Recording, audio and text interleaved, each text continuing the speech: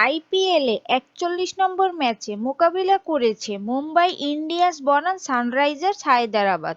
এই ম্যাচে মুম্বাই ইন্ডিয়ান্স টসে জয়লাভ করে আগে ব্যাটিং করার সিদ্ধান্ত নেয়। মুম্বাই ইন্ডিয়ান্সের হয়ে দুজন ওপেনার উইল জ্যাক্স এবং রায়ান রিকিলটন ব্যাটিং করতে নামে।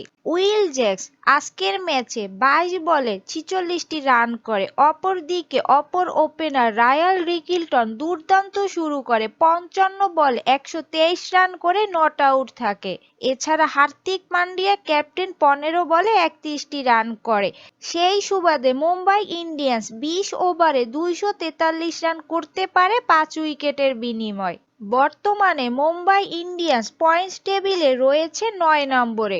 অপরদিকে বর্তমানে সানরাইজার্স হায়দরাবাদ তারা পয়েন্টস টেবিলে রয়েছে ৪ নম্বরে। ক্রিকেটের সকল আপডেট পেতে আমাদের ফেসবুক পেজটি ফলো করে রাখবেন এবং আমাদের চ্যানেলটি সাবস্ক্রাইব করে রাখবেন।